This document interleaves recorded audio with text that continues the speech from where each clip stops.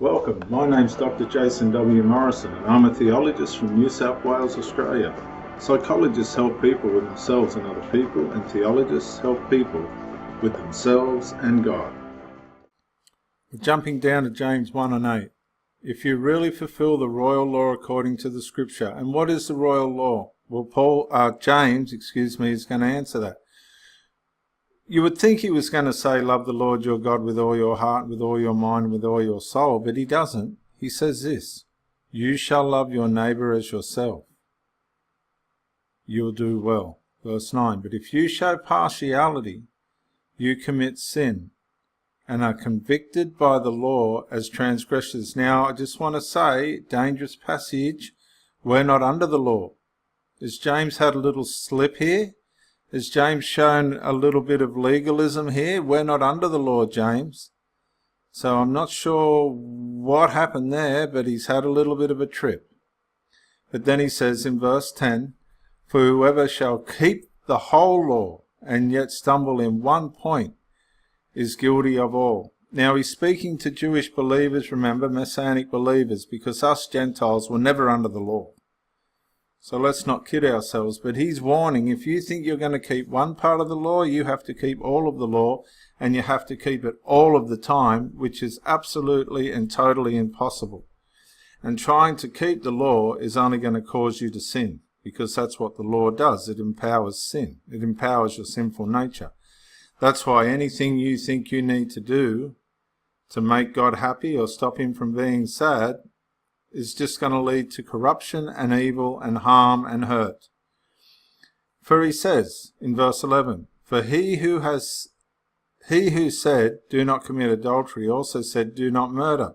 Now if you commit adultery, hang on. He says, if you do not commit adultery, but you do murder, you have become a transgressor of the law. So he's saying, if you mess up in one part, but are able to do another, you're still out, you're still guilty.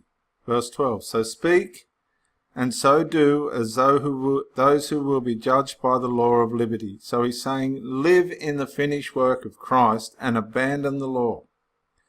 For judgment is without mercy to the one who has shown no mercy, but mercy triumphs over judgment.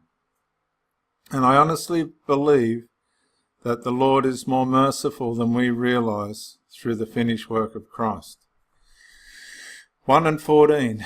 What does it profit, my brethren, if one says he has faith but does not have works?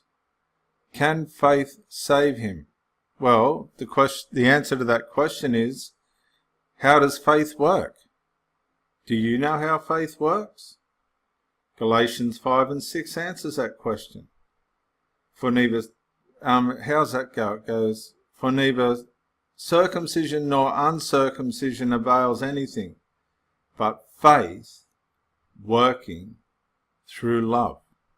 So, let's read that again. What does it profit, my brethren, if someone says he has faith but does not have works? Can faith save him? Can faith save him if he doesn't have works?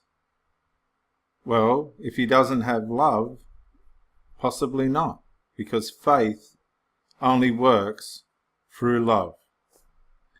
If a brother or sister is naked and destitute of daily food, and one of you says to them, depart in peace, but be warmed and filled, but you do not give them the things which are needed for the body, what does it profit?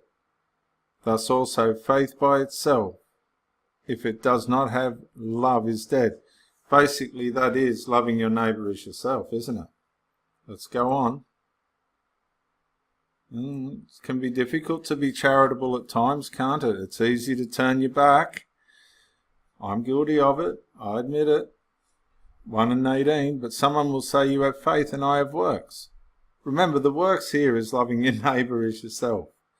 Show me your faith with your works, and I will show you my faith by my works. You believe that there is one God, you do well. Even demons believe and tremble. Now don't miss this. This can really get people into a lot of trouble, this passage.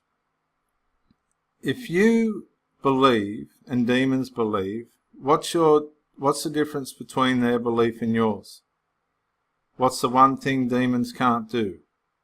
They can't love, so their belief doesn't work. But you can love, so your faith does work, because faith only works through love. And on that controversial note, I'll see you on the next talk. Yeah, Dr. Jason, Morrison Theologist again. I just want to say thank you for watching the videos, and hope you got plenty of self-rediscovery and freedom out of it.